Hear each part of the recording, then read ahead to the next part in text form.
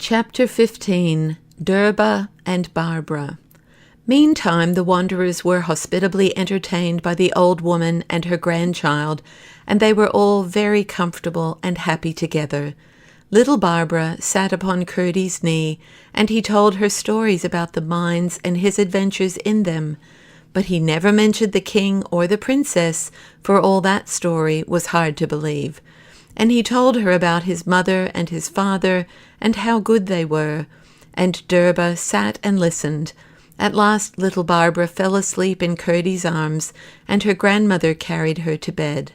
It was a poor little house, and Derba gave up her own room to Curdie, because he was honest and talked wisely. Curdie saw how it was, and begged her to allow him to lie on the floor, but she would not hear of it. In the night he was waked by Lena pulling at him. As soon as he spoke to her, she ceased, and Curdie, listening, thought he heard someone trying to get in. He rose, took his mattock, and went about the house, listening and watching.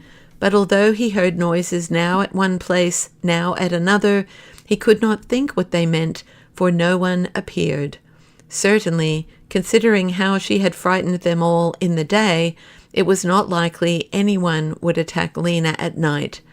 By and by, the noises ceased, and Curdie went back to his bed and slept undisturbed. In the morning, however, Derba came to him in great agitation, and said they had fastened up the door so that she could not get out. Curdie rose immediately and went with her. They found that not only the door, but every window in the house was so secured on the outside that it was impossible to open one of them without using great force. Poor Derba looked anxiously in Curdie's face. He broke out laughing. "They are much mistaken," he said, "if they fancy they could keep Lena and a miner in any house in Gwinterstorm, even if they built up doors and windows." With that he shouldered his mattock. But Derba begged him not to make a hole in her house just yet. She had plenty for breakfast, she said, and before it was time for dinner, they would know what the people meant by it. And indeed they did, for within an hour appeared one of the chief magistrates of the city, accompanied by a score of soldiers with drawn swords, and followed by a great multitude of the people, requiring the miner and his brute to yield themselves, the one that he might be tried for the disturbance he had occasioned and the injury he had committed, the other that she might be roasted alive for her part in killing two valuable and harmless animals belonging to worthy citizens. The summons was preceded and followed by flourish of trumpet, and was read with every formality by the city marshal himself. The moment he ended, Lena ran into the little passage and stood opposite the door. "I surrender," cried Curdie. "Then tie up your brute and give her here." "No, no," cried Curdie through the door. "I surrender, but I'm not going to do your hangman's work. If you want my dog, you must take her. Then we shall set the house on fire and burn witch and all. It will go hard with us, but we shall kill a few dozen of you first," cried Curdie. "We're not the least afraid of you." With that, Curdie turned to Derba and said, "Don't be frightened. I have a strong feeling that all will be well. Surely no trouble will come to you for being good to strangers." "But the poor dog," said Derba. Now Curdie and Lena understood each other more than a little by this time, and not only had he seen that she understood the proclamation, but when she looked up at him after it was read, it was with such a grin and such a yellow flash that he saw also she was determined to take care of herself. "The dog will probably give you reason to think a little more of her ere long," he answered. "But now," he went on, "I fear I must hurt your house a little. I have great confidence, however, that I shall be able to make up to you for it one day." "Never mind the house, if only you can get safe off," she answered. "I don't think they will hurt this precious lamb," she added, clasping little Barbara to her bosom. "For myself, it is all one. I am ready for anything." "It is but a little hold for Lena I want to make," said Curdie. "She can creep through a much smaller one than you would think." Again he took his mattock and went to the back wall. "They won't burn the house," he said to himself. "There is too good a one on each side of it." The tumult had kept increasing every moment, and the city marshal had been shouting, but Curdie had not listened to him.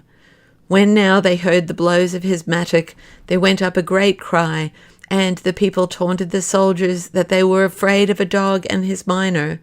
The soldiers therefore made a rush at the door and cut its fastenings. The moment they opened it, out leaped Lena, with a roar so unnaturally horrible that the sword arms of the soldiers dropped by their sides, paralyzed with the terror of that cry. The crowd fled in every direction, shrieking and yelling with mortal dismay, and without even knocking down with her tail, not to say biting a man of them with her pulverizing jaws, Lena vanished. No one knew whither, for not one of the crowd had had courage to look upon her. The moment she was gone, Curdie advanced and gave himself up. The soldiers were so filled with fear, shame, and chagrin that they were ready to kill him on the spot, but he stood quietly facing them with his mattock on his shoulder, and the magistrate wishing to examine him, and the people to see him made an example of, the soldiers had to content themselves with taking him. Partly for derision, partly to hurt him, they laid his mattock against his back and tied his arms to it. They led him up a very steep street, and up another still, all the crowd following. The king's palace castle rose towering above them, but they stopped before they reached it, at a low-browed door in a great dull, heavy-looking building. The city marshal opened it with a key which hung at his girdle, and ordered Curdie to enter. The place within was dark as night, and while he was feeling his way with his feet, the marshal gave him a rough push. He fell and rolled over once or twice, unable to help himself because his hands were tied behind him. It was the hour of the magistrate's second and more important breakfast, and until that was over, he never found himself capable of attending to a case with concentration sufficient to the distinguishing of the side upon which his own advantage lay, and hence was this respite for Curdie with time to collect his thoughts. But indeed he had very few to collect, for all he had to do, so far as he could see, was to wait for what would come next. Neither had he much power to collect them, for he was a good deal shaken. In a few minutes he discovered, to his great relief, that, from the projection of the pick end of his mattock beyond his body, the fall had loosened the ropes tied round it.